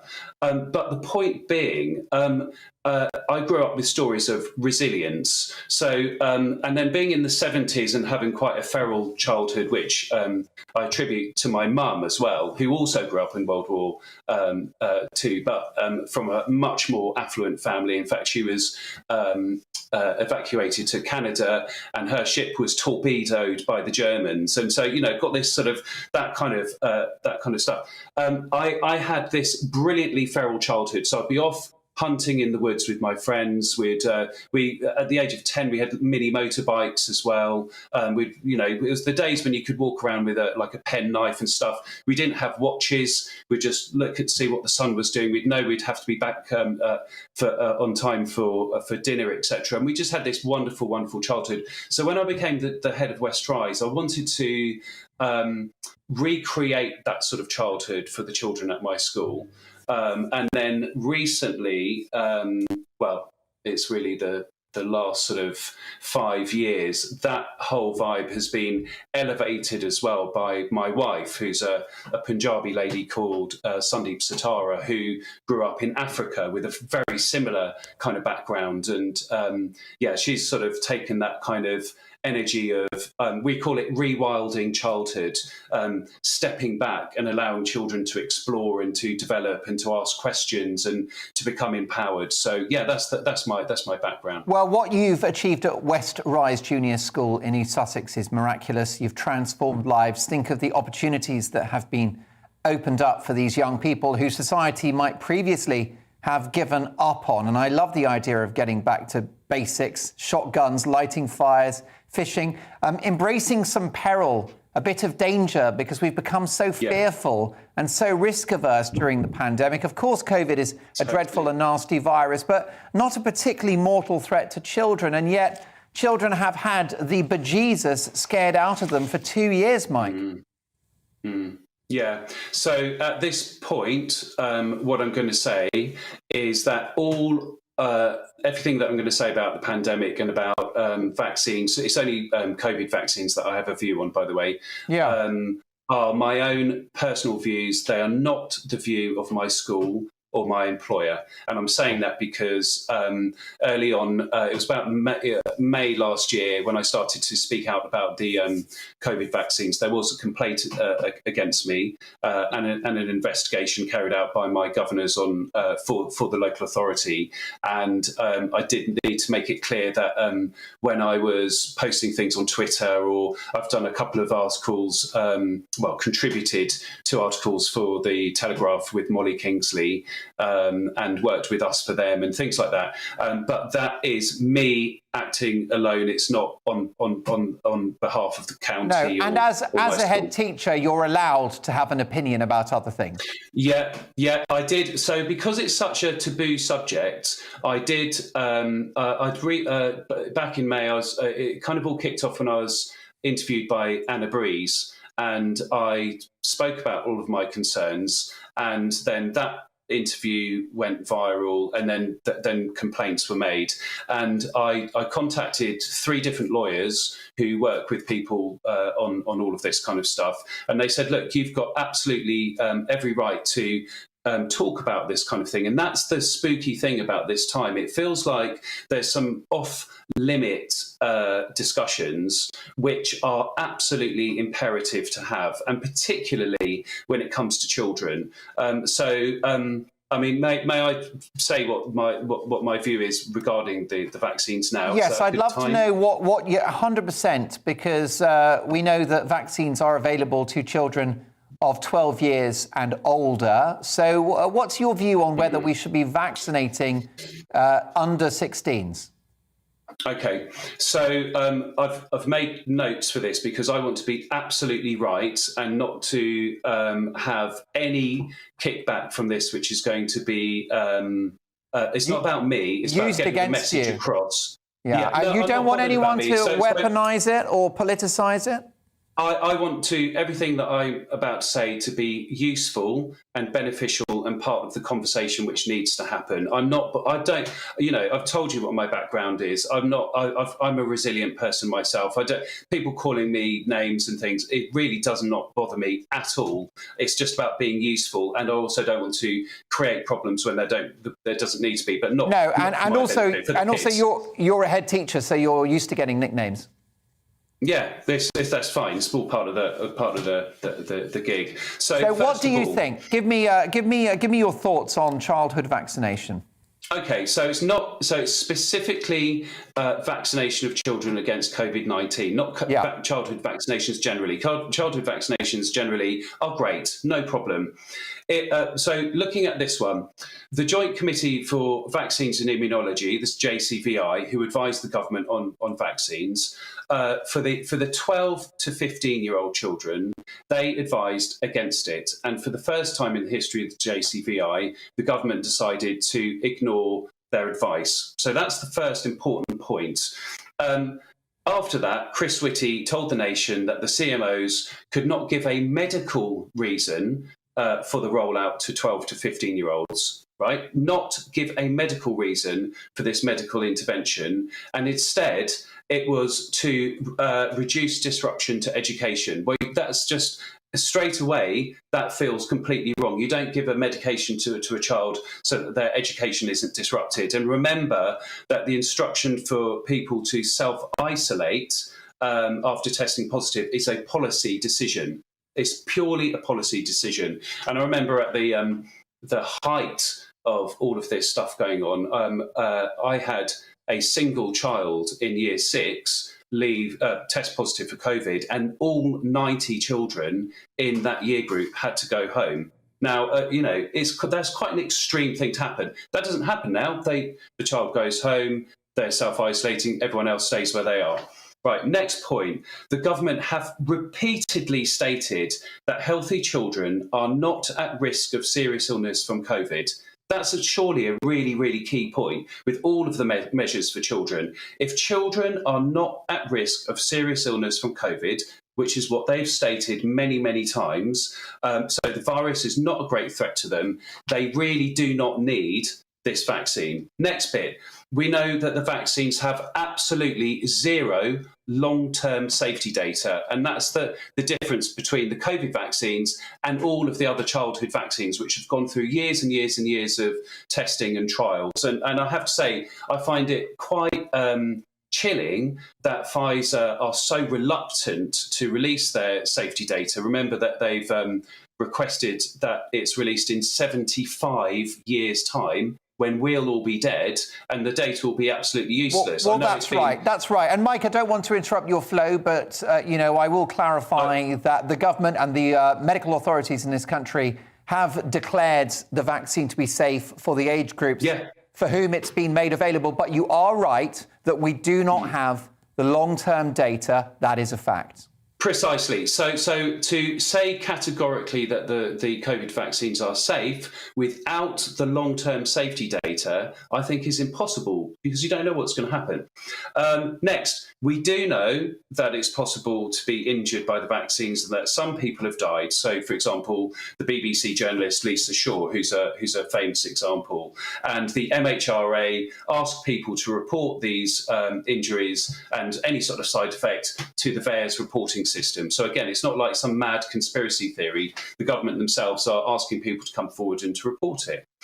So if children are not at risk from COVID, and there is no long-term safety data for the vaccines, and there is a risk of serious injury or death, however rare, then for children, taking the risks to children of taking the vaccine outweigh the benefits. It just seems like a simple equation to me. And then finally, and this is a really key point, we also know that a person can still catch and spread COVID even if they've been vaccinated once, twice or 3 times. So I'm finding more and more, I don't know whether it's the same with you, I'm sure it may be, that I know double vaccinated and triple vaccinated people who've caught COVID since being vaccinated. So if it's not doing the job that it's meant to do, and then there is a risk, however small, of serious injury or death to a child, and that the virus itself is not a serious risk to children, then why take the risk? And I just don't understand this just incredible pushing it onto the children. And my great concern is that it will also be rolled out to 5 to 11-year-olds as it's been proposed in other countries as well. It's just, and for me personally, the reason I started to speak out about it was because, you know, I've got kids of my own. I've got 2 nearly 5-year-olds, they're twins, and then I've got a nearly 18-year-old son and a 24-year-old boy as well. And then obviously I've been teaching kids for, 25 years, and I've got 18 years of headship experience with these guys. And part of my legal duty as a head teacher is to safeguard children against harm, right? So every single safeguarding course that we have to go on as school staff, we are given quite often, not on every single course, an example of institutionalized abuse, right? So where there may be a school, an entire school, where horrible things are happening to children, and all of the staff, even the ones who find it abhorrent, don't say anything about it because they're worried about repercussions, and they might lose their job, and the culture of the school says you need to stay silent. On all of these courses, every time I've been on one of those, the tutting from the delegates is audible, and you imagine being in that situation, just thinking, well, if I was in that situation, I would be the strong one. And I must say, as brilliant as the teaching profession has been throughout the pandemic, not the unions, I don't know, I think they've lost the plot really, but teachers and heads have worked really hard, often with very, very short notice, to try and do things to satisfy the requirements of the government. However, the silence from the profession, the silence from Ofsted, the silence from the Health and Safety Executive, the silence from the children's charities about the risks to children from the COVID vaccines, I find extraordinary. And it seems that I'm one of the only people doing anything about it, and I don't enjoy it. It's not like when I've had controversy around teaching kids to shoot, or like some of the mad stuff that we've done at the school, all the fire, knives, all that kind of thing. It's been a calculated risk. I've known what I've been doing. I've been prepared for the kickback. I have been brilliantly supported by East Sussex County Council every single time. Ofsted have loved it, etc., etc. And yes, I've had some people saying, oh, you're dreadful, you've got to be sacked and everything. But, I've kind of enjoyed the vibe because it's what I'm into. I'm not into this. I never thought I'd be having to speak about this kind of thing. It's not. You're a reluctant campaigner, but you feel you have to speak out both in your sort of duty of care to your pupils and also just as a I guess, a community figure, as a head teacher. I mean, Mike, let me bring my panel in on this, because I think they'd love to contribute if you're able to stay with us, because we have the broadcaster and writer Sophie Corcoran and the entrepreneur and presenter Rebecca Jane. Sophie, what do you think about this? You are much younger than me. You're in the category of a younger person. It's not that long ago you were at school. What's your reaction to what Mike's saying? I just want to say I'm so grateful there is someone like you in our school system. Genuinely, so I left sixth form in August. So I was in sixth form for the whole of the pandemic, and it wasn't long ago that I was in secondary school. My secondary school was in special measures. It was ranked as one of the worst in the country. So I know what it's like to be in a bad school and just effectively not really have many life chances. And then I went to a better school and my life just changed completely. So, and that's why I'm here. And you're doing that for so many other children where you are. So I'm so thankful for you for that. And also those kids are so lucky to have someone like you in the pandemic. For us, it has been utterly dreadful. We were effectively made victims of a political game between the government and the unions, and we were treated disgustingly. So for those young people to have somebody like you back in their corner is something that I wish that we had. I really do. RJ, what do you think about this? May I just interject? Please. So first of all, thank you for those really kind and generous words. And there's two things I want to say. One, I read about the comments you made about having to wear masks at secondary when you're in secondary school, and I think that's again just something that was the government's own report, which was supposed to be supporting the measures, was just listing the harms that mask wearing does. But I've just to say, because not everyone realises this, in primary, one of the good things that the government did is they didn't advise the wearing of masks for primary school children at any point. So I think that's something that's really good, and that distinguishes us from, say, the US, etc. But thank you for your kind words, and I think what you're doing is quite incredible, actually, and inspiring. It is indeed, and of course, Sophie's appearance on GB News when, I've got to say, with great dignity, Sophie, you tried to contain your emotion. Well, that was a video that went viral. I think it was watched by in excess of 1.5 million people because it resonated, as in my view do the comments of Mike Fairclough. The clock's against us, but Rebecca Jane, I'm itching to know what you think.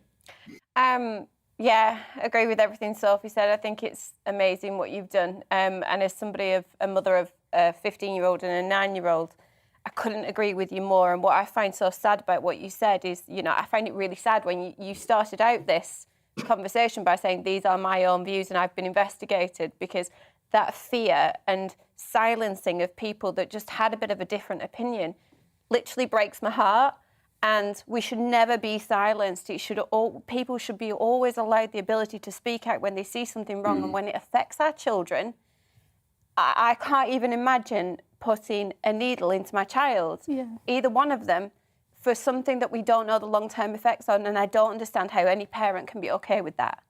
It genuinely hurts and upsets me that we're in this position because they're trying to enforce it in so many indirect ways that I'm terrified that it will happen, especially to children of 5 to 11. And please keep speaking up, because we can't have this happen. And RJ, I can hear the emotion in your voice as well. It is an emotional issue. Mike, we've only got a few seconds, but if I could just ask you about long COVID. There are children that have been reported to have experienced symptoms of long COVID, something we must take seriously. Perhaps the government and medical advisors would argue that the vaccine, it's been declared safe by the authorities, but also that it might prevent long COVID. And of course, it might diminish the spread of the virus to older, more vulnerable members of society. What would you say to that? I think there's a lot of question marks around the validity of long COVID, to be frank. I mean, that's my personal view. And I've had lots of kids at the school who've had COVID, and I haven't seen any sort of evidence of long COVID as a consequence. In terms of shielding vulnerable people, I think as a society we should be protecting vulnerable people. We should be looking after the clinically vulnerable and the elderly, but that is not the job of children. It should be the other way around. It's for adults to protect children. That's the only way. Otherwise, it's a weird kind of inversion of values which we've held dear and cherished for generations.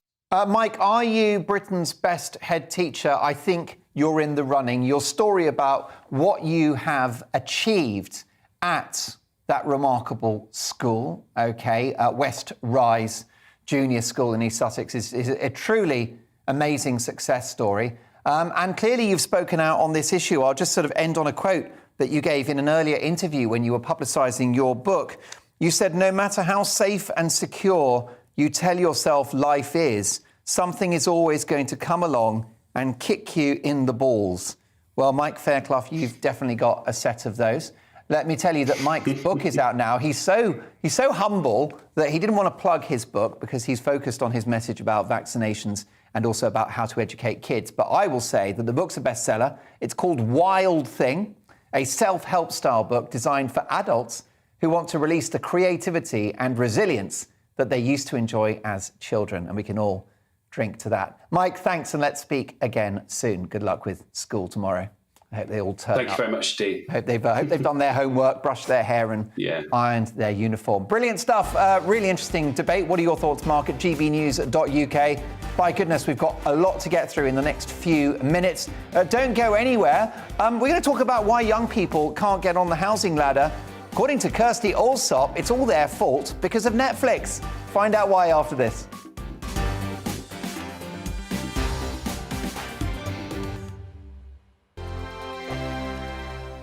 GB News is the UK's home of discussion and debate from all perspectives. To stay up to date on the latest stories, make sure that you subscribe to the GB News channel right here on YouTube. You can watch us live 24/7 across the whole world. You can also check out exclusive content and catch up on previous episodes of your favourite shows. Every day, we ask the questions that you'd ask, so why not add your voice to the conversation in the comments section? Don't forget to subscribe. We are GB News, Britain's news channel. Every night at 11 on GB News, we bring you the next day's stories the day before. It's basically like time travel. If it's a big story, we'll cover it, guaranteed. But we'll also have some fun along the way. Big opinions, big laughs. Sometimes big hair. This is Headliners, the paper review show that won't send you to sleep like the others will. 11 p.m, 7 nights a week. Join us.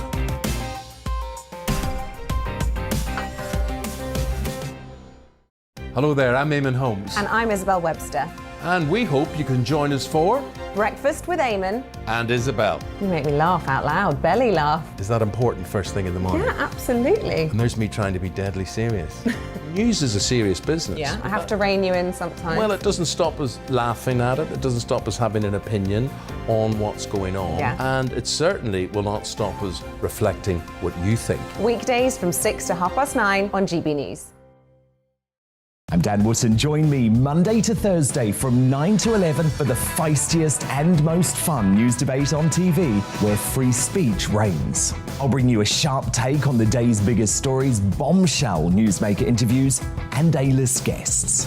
And I guarantee you, no spin, no bias, no censorship, and no reason to go to bed. That's Dan Wootton tonight, Monday to Thursdays from 9 on GB News.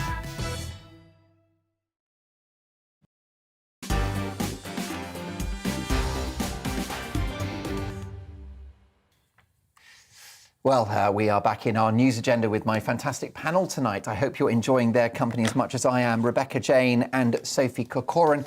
We also booked the lovely Andre Walker. Don't we love Andre Walker?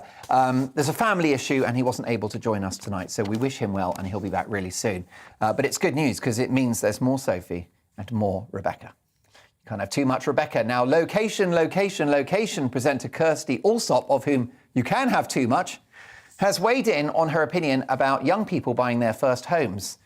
And what she had to say might not sit well with many.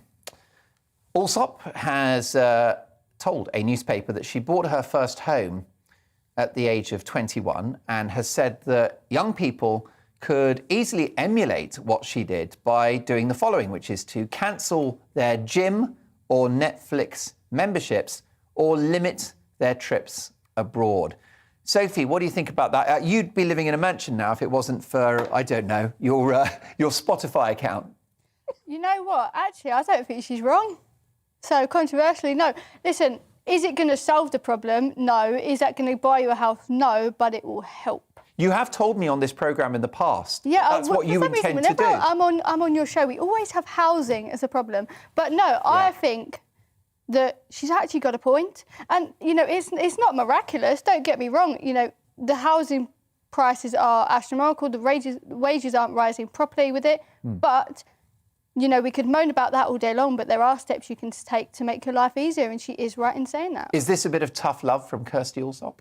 I think Kirsty Allsop has been living with Edwina Currie in the land of delusion. With heat pump boilers, another one to Barber get wearing jackets. boots on. She got a 250 quid Tesla. Anyway, so I'm sure Edwina Kirsty. found that deal. She's a very tenacious lady. Well, I'm looking forward to having a new Tesla soon. I might launch a new item on the show, consumer champion Edwina Currie. And I'll get Edwina to give us the weekly deals. The Great British Game Show is guess the prices. That's a great was idea. the prices right? We've lost. I can tell you that. There are bargains to be had, but hey, look, young people are struggling. Yes, the young people are struggling, and Kirsty is, you know, deluded again, because she's talking about giving up Netflix. Well, she's talking about giving up Netflix because she's not on it, and none of her programmes are. So she would say that. Second of all, giving up the gym, really? We would like more of an obese nation? OK, another good idea from Kirsty. The problem is that all of these things that she says, they add up to a grand total of about £1,600 per year, and the average deposit of a house is £56,000, which means it'll take over 30 years to save on your gym and your Netflix. The problem with Kirsty is she comes from a generation that you know, that's what was important to them. I also just about come from the same generation that, you know, it's about a good house, a good car, a stable relationship and all the rest of it. What is actually more important to me and my family and my girls that I'm bringing up is memories. And so, yeah, OK, we have a lovely home, but, you know, at the end of the day, what's more important to me, being in a bigger home or taking my girls on more holidays and having more fun times? Sorry, I prioritise that, and she shouldn't be chastising people that don't want to do what she does, which, by the way, she got her first house by a loan from her parents. So I don't think everybody's in the same privileged position as that. Well, of course, it's been noted that her father was an aristocrat or is an aristocrat. As they all the land of delusion. Yeah, I mean, look, it's a big problem for the economy as well, isn't it? Because if young people aren't able to get on the housing ladder, if they don't feel they have a stake in the economy, they're not going to engage with it. And I think it's a big problem long term. Massive problem long term, and the people that need to be dealing with it is our government. And, you know, and they've tried to do all these Help to Buy schemes and stuff. Are they actually working? I don't really think it seems to inflate the housing market. Yeah. It seems the only winners are estate agents. The estate agents and builders at this moment in time. You know, and probably I expect the government is profiting somewhere from it too. But for me, no, something has to give. I've parted company ideologically with Jeremy Corbyn on many occasions. But he had in his, I think it was 2017 manifesto, to build 1 million new homes in 5 years. And I could get behind that. I think the working cost for that was about 30 billion quid, which is 4 billion less than the disastrous test and trace system that we had during the pandemic. Just think how many homes we'd have now, an extra million for that. That's only one side of it. But also, like, go on. Well, you know, we can focus on the supply side problem. I've said this before. You know, build. But the demand side is where we're at, and the way we tackle that is by tackling immigration. Well, that's your view. Of course, we've left the European Union, so surely there is less pressure coming in from European countries. I mean, I know the migration numbers are still pretty high. Yeah, they're still pretty high, and that's where we need to start to make the most of Brexit and really get to grips with that side of things as well. Because we can build as much as we want, but if the population is growing 10 times faster than that, we're still going to have the same problems of where demand outstrips supply and then house prices shoot up. And it's a topic no one wants to talk about. Well, yeah, and I'm really glad we're talking about it. And that was definitely the idea of Brexit, was to have control not just of our money and our laws, but our borders as well, to decide the numbers that come into our country. But isn't there a direct correlation between the number of people that come to this country, especially in order to make better lives and have careers, is linked to economic growth? Yeah, I mean, I think you would be right. But at the same time, this is why we need the points-based immigration system, so that we can limit numbers, so that, yes, we are having people coming here and making the most of Britain, but ruthlessly, those people are the best people. That it's the people, and the that people make a contribution. Yeah, and to the this people that country. don't, I'm sorry. Which is, of course, a criterion you have to achieve if you want to go to Australia or the USA. We need to copy them, and they have a brilliant immigration system, and it's quite simple as you're not welcome here. That's as easy as it is. Well, the burden of proof is on you to demonstrate why you'll actually, make a contribution to that country. But what about the house building side of it? And I acknowledge your point about migration, but that set aside, what do you think about house building? I mean, build, baby, build. Well, Tear up the planning laws. But I don't think that's going to solve anything, because now, I come from a northern town, Clitheroe, and they have built goodness knows how many houses over the last 5 years. We have an extreme amount of houses. What we have a problem with is the infrastructure to support them. So, like, my daughter, youngest one, was at her school, and because of a new build estate that got put behind her, she actually lost her place in school and then was sent to another one. We don't have the schooling systems in place to support these houses. But then also, what's the point in building goodness knows how many houses if they're not going to be affordable? Because that's my problem. Yeah, because a lot of the developers want to make a profit. Yeah. Well, doesn't that bring council houses and council flats back into it? What But are they? The state should be building more of those.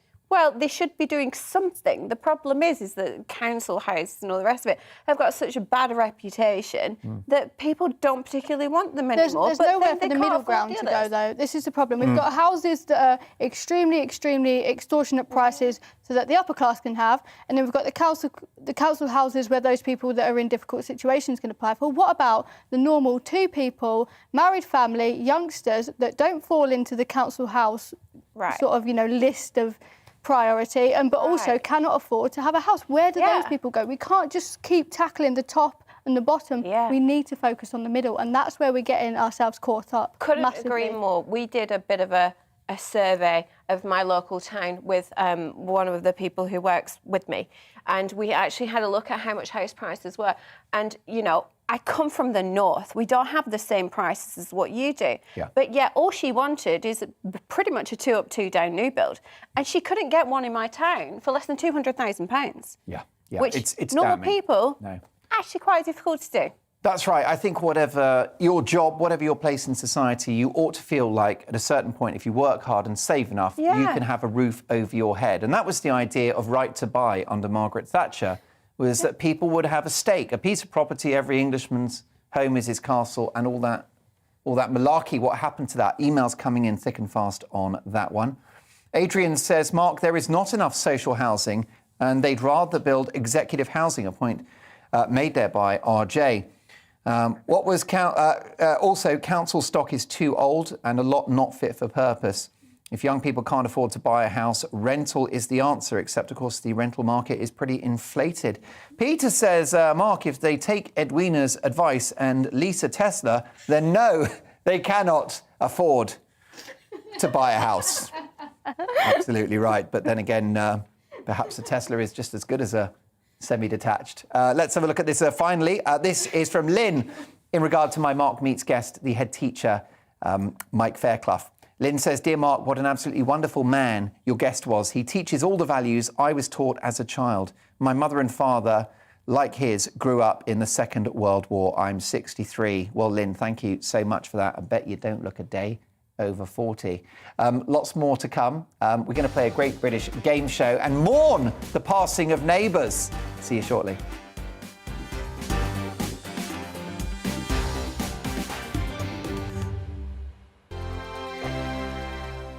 GB News is the UK's home of discussion and debate.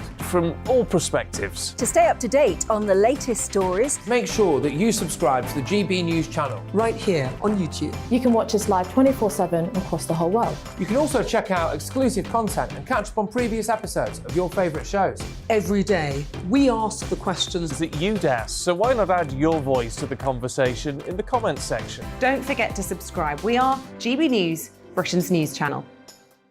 Every night at 11 on GB News, we bring you the next day's stories the day before. It's basically like time travel.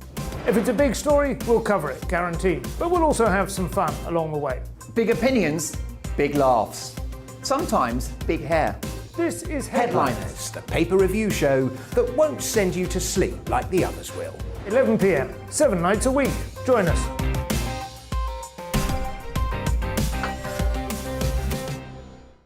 Hello there, I'm Eamon Holmes. And I'm Isabel Webster.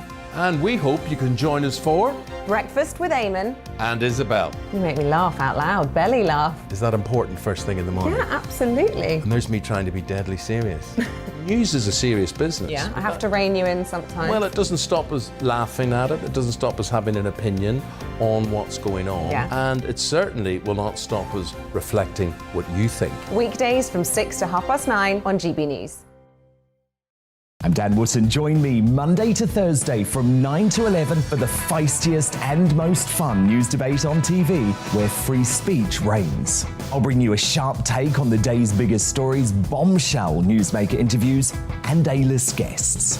And I guarantee you, no spin, no bias, no censorship, and no reason to go to bed. That's Dan Wootton tonight, Monday to Thursdays from 9 on GB News.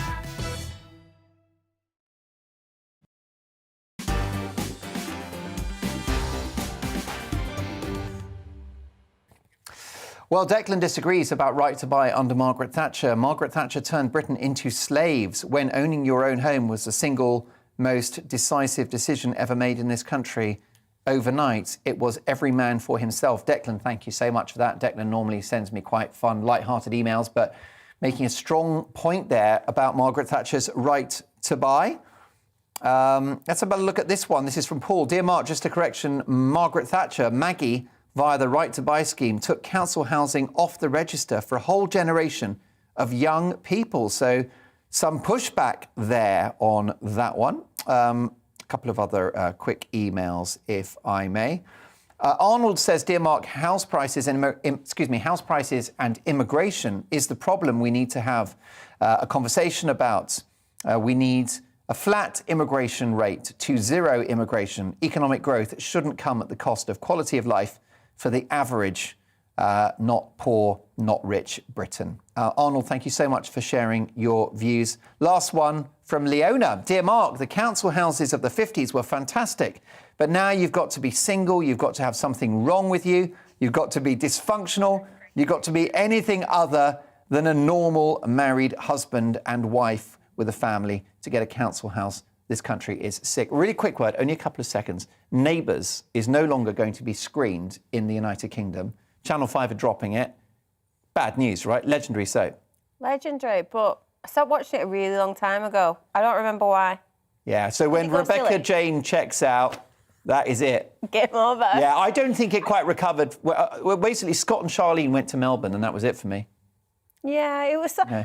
And also Bouncer, when Bouncer died. I'm pretending that I actually know what you're talking about, but I've never watched it. So you've never watched Neighbours? You're very lucky. No. Oh, it was so iconic. That and Home and Away, but, you know... I haven't watched that either, so... You'll be too young for this, but when I was at school, we used to watch it during our lunch break. Because on the Beeb, it used to be played twice a day. Yeah, when I was poorly. From school. There you go. Poorly, brackets. I used to watch Judge Rinder when I was poorly. Judge Rinder? Or Jeremy Kyle, yeah. Blimey. Morning Jeremy Kyle. Oh, well, worse. Dear. Solid. Times were hard. I tell you. Thank God for GB News. Yeah. Perfect daytime viewing. And make sure you check out our fantastic lineup tomorrow, starting, of course, with the brilliant Eamon Holmes and Isabel Webster at 6:30. It's time now to play the Great British Game Show.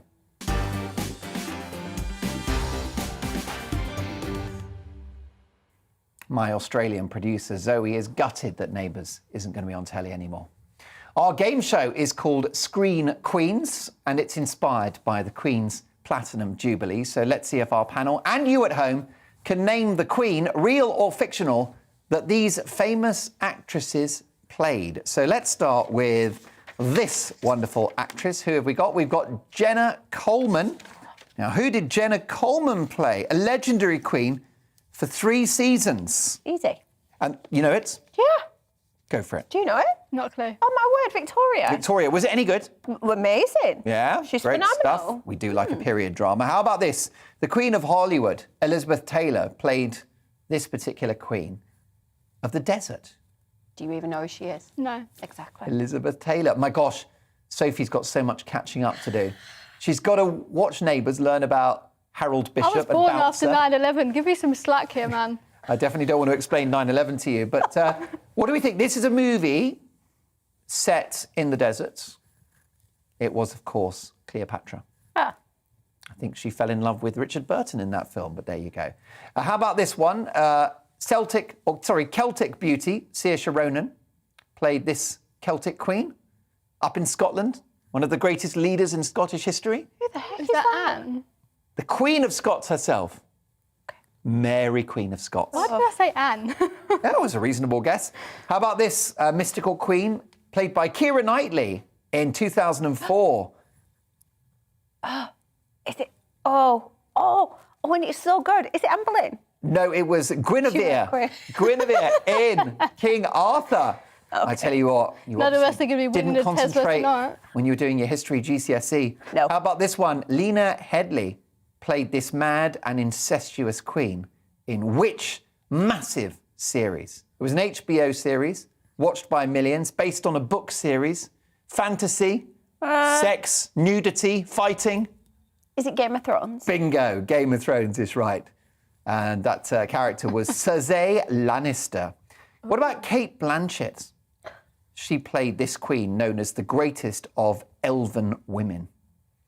Now, this was an interminably long film directed by Peter Jackson, based upon a book series by J.R.R. Tolkien. They were searching for a very, very special piece of jewellery that would go on your finger. What's a piece of jewellery that would go on your finger? Ring. Lord of the Rings. Bingo! We got there in the end. Listen, good folks, I'm patient, if nothing else. We should do catchphrase. How about this one?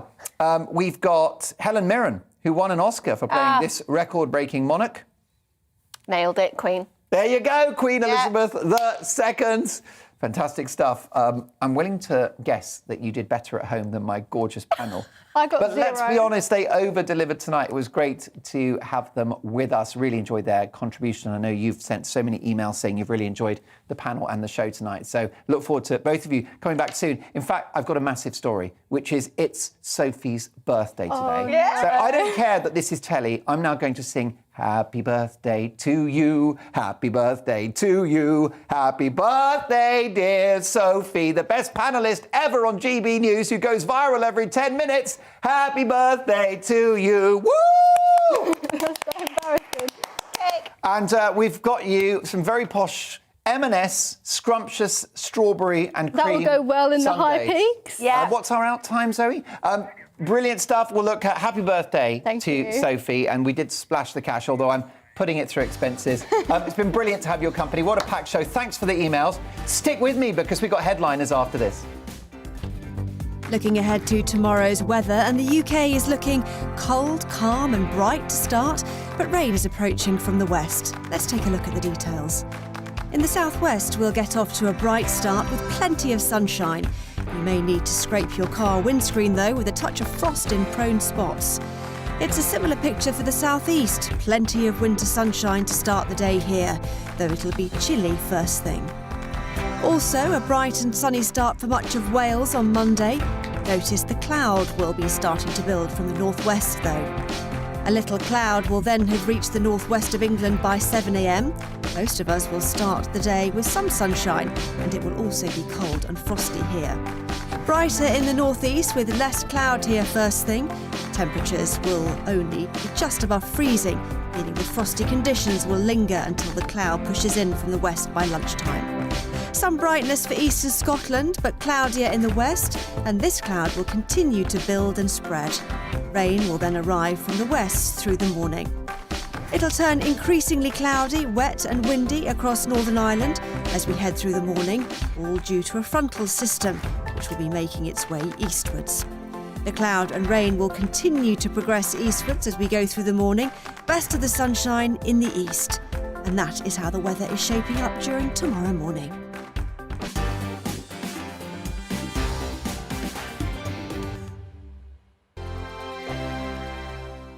GB News is the UK's home of discussion and debate.